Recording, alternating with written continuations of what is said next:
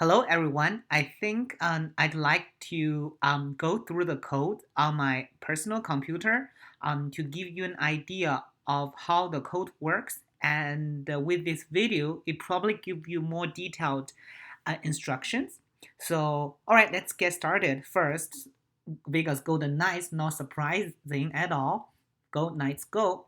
So what I want to do first, you can use a browser, and then you should go to the Canvas website,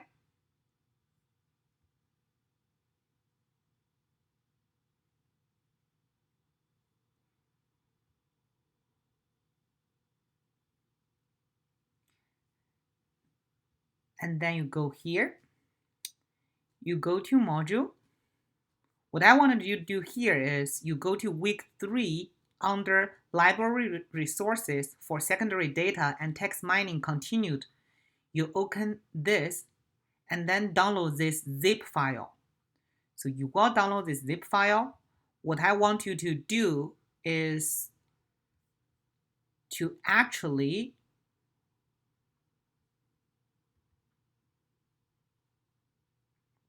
open this.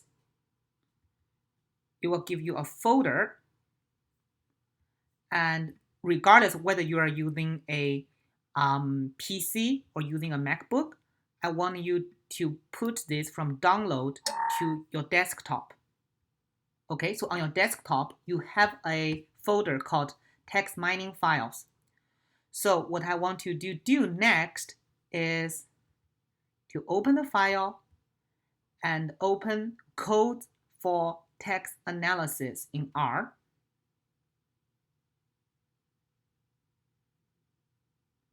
Then the RStudio will open with the code in it.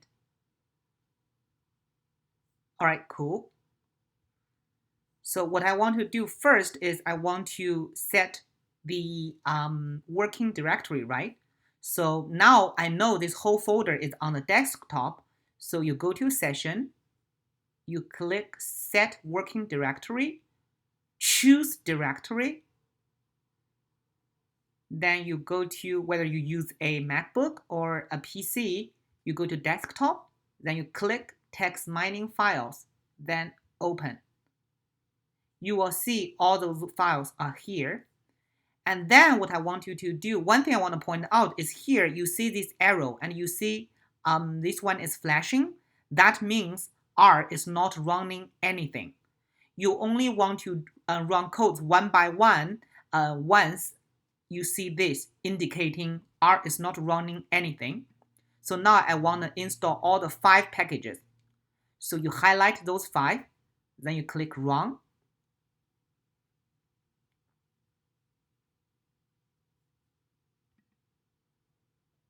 It will take some time. Again, if here you don't see that particular sign I was talking about, you should just wait.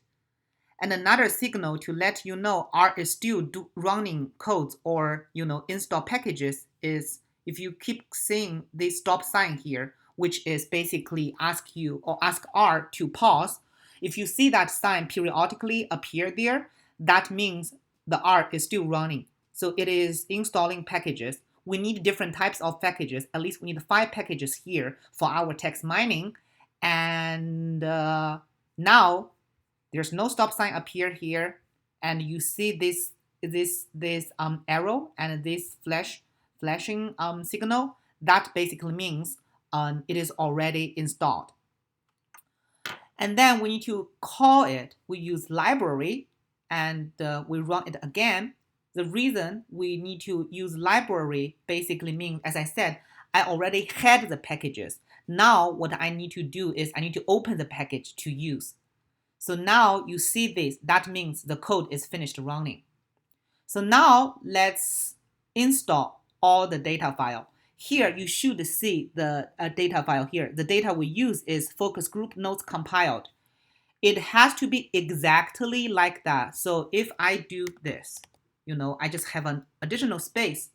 And if you highlight this and run, you will see an error here because the name has to be perfectly matched with what you save here, and also it has to be CSV. So when you download the folder, it is CSV. Do not do any transformation. So now it looks exactly the same. And when I hit run, okay, you see on the data file, I have a data set named FG data, focus group data. And as I told you guys in class, you have 5 variables. So the first variable indicating which number of the groups. So you have 12 observations. That basically means you have responses from 12 different groups. So the second variable is named usage. That basically the responses to the question, what social media platform do you use? And the third variable is the responses to the question asking to describe the particular planet. And then the fourth variable named Instagram basically is a student's response to the question asking, what do you think about Instagram? What did you do there? What's your opinion of Instagram? And last one, the fifth variable named feature, that is basically the idea, what kind of feature you like and what can be improved. So if you double click if you just single click it, it will show you the data file. We don't need that. We close this. Then we come here. So we run stop words. As I told you guys in class, stop words is commonly used, but not informative words are called stop words and predefined in the library. So then we want to create a data file called tidy text. So you don't need to worry about why it is written in that. The only thing you need to make sure is here.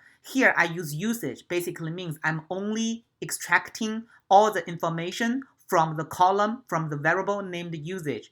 As I put here, usage is a current variable of interest, and you can change it to other variables in the data as well later. But now we're only focusing the focus group question, the responses to the usage variable, and remove stop words. So we highlight this, and we hit run. So you will see we generated a new data set called tidy text, and this tidy text has already removed all the stop words that commonly used but not informative. And now we can come to these pieces of codes to visualize word frequency through bar chart. Again, as I said, whatever we have in tidy text is the usage, is the responses from the usage question.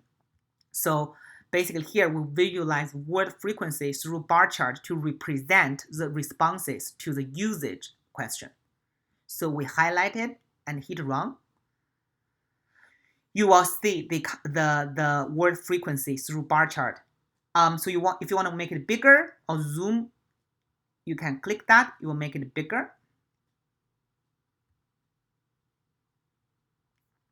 And also later on, if you want to save it, you can export either as an image or PDF or just copy it to clipboard. It is similar to all the Microsoft software you use. And then also we want to visualize word frequency through word cloud. And here I set the minimum frequency 10. So I highlight all and hit run. Again, you can see this is the word frequency through word cloud for the responses answering the question related to usage. And the bigger the word is, it indicates it is more frequently mentioned. And then we do sentiment analysis. As I told you, R itself does not know which word means what.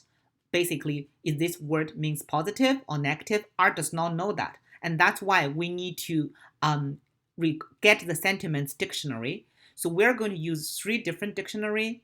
And the first one is a thing. So we hit run. If you notice it was asking you yes or no, you put 1 here. You put 1. Basically telling yes, I want to download it. So it will download. What a thing basically is, it will give each word different value, varying from -5 to 5. With 5 means very positive, and -5 means very negative. The next dictionary is Bing. Bing is the easiest one because it basically identify words into either positive or negative. And the third one is NRC dictionary. You highlight and you hit run. Again, it asks you, do you want to download it? Yes, I'm going to download it. It might take some time since it's 23.1 megabyte. So the NRC basically categorized words into 10 different categories. You can see some like sentiments of trust, fear, negative, sadness, anger, fear, things like that. So it's more complicated compared to the Bing dictionary. So let's see the sentiment value in the affine. As I told you, the value should vary from -5 to +5. You can see that is the total amount of words there, and you can see only 16 are assigned with -5, and five words are assigned with +5. Then we take a look at the two sentiments, basically only positive and negative in the dictionary of Bing. What we get it here is we have about 6,700 words installed in this dictionary, with 4,700 being assigned as negative and 2,000 assigned as positive. And next is NRC, which is the most complicated one. And you can see they have 10 dimensions: anger, anticipation, disgust, fear, joy, negative, positive, sadness, surprise, and trust. So now let's do some sentiment analysis. So you see we're still using the tidy text, and we want to make that into sentiment NRC. Basically means we're using the NRC dictionary. So we do this. You will create a new data file called sentiment NRC, basically that tells us this data set has all the information we get of the answers to the question of variable or to the question of usage, and now it already categorized it based on the rules from the NIC dictionary. So if you click it, you can see, entertaining is anticipation from group 21, things like that. But that's not important. What we really want to do is to see, basically, to look at this sentiment using NRC dictionary to run most frequently, to run a frequent, to see what sentiments are represented most frequently in our data. And if we click, we will see, okay, positive sentiments appear more frequently. And remember here, we were analyze our data, our text using the NRC dictionary. And you can also visualize the sentiment. It will give you a bar chart to see positive appears more frequently. Basically, if we use NRC dictionary, our responses to the question about the usage of the social media platform seem to be very positive and related to trust. And then we want to see what words exactly contribute to the joy category, and we run it. It will tell you like share, entertain, content, friend, fun, things like that. So you can always change, if you want to see what contribute more to positive, you just change this to positive. And you can run it again. You can see, okay, becomes don't, talk, share, contact, entertaining, real, things like that. You can always change. And sometimes it doesn't make too much sense, like here, DON, but that's fine. You should make your subjective call as well. And then we come here. We basically want to look at word cloud that shows most common positive and negative words. So what do we just highlight everything, and we run. It will give you the most common. And this does not tell you the whole story, but if you zoom it, you can see it looks bigger. So this is more negative. On top is negative words, and on the bottom is positive words. It does not work very well. So let me see whether I can change it a little bit to make it more representable. It happens because here you don't have a huge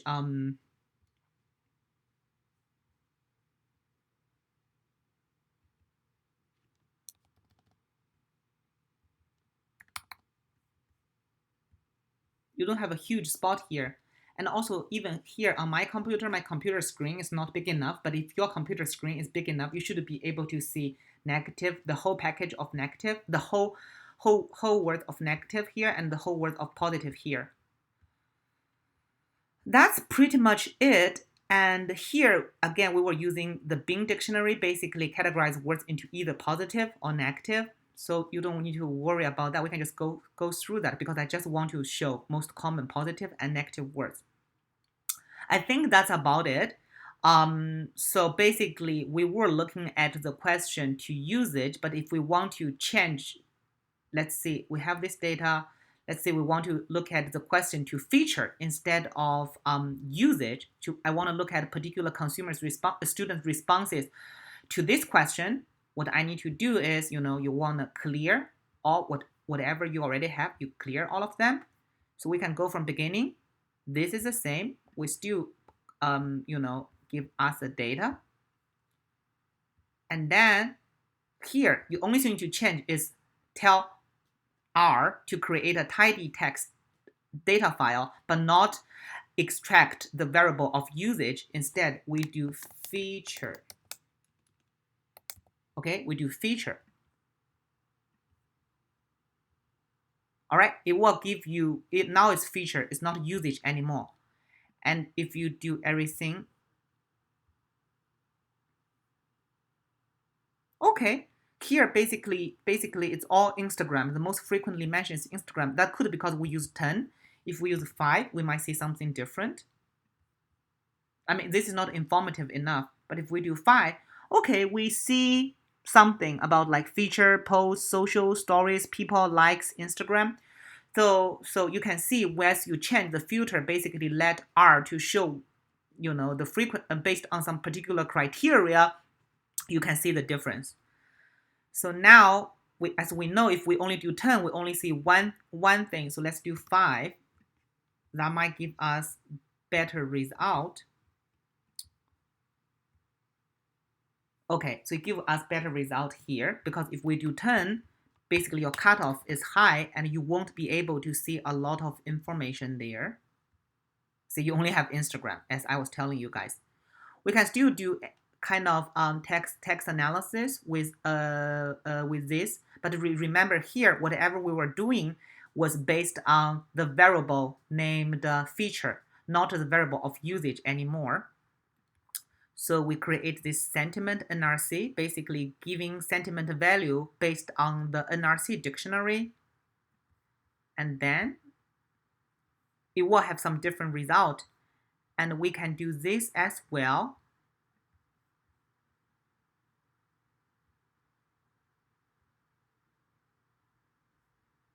You kind of see you get different. So on top is, if I zoom, maybe we can see positive and negative again. Okay, it doesn't appear very well, could be because of the definition of my of my screen. But you get the idea. See, when we look at the responses to the question of feature, it gives us different negative and positive words related to that.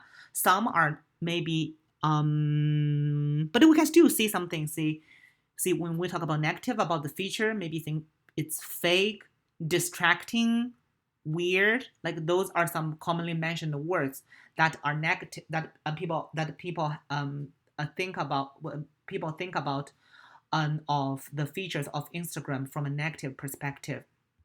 I hope this kind of give you an idea of how to go through R. That's pretty much it, and that's pretty much it. Yep. All right. Let me know whether this helps or not.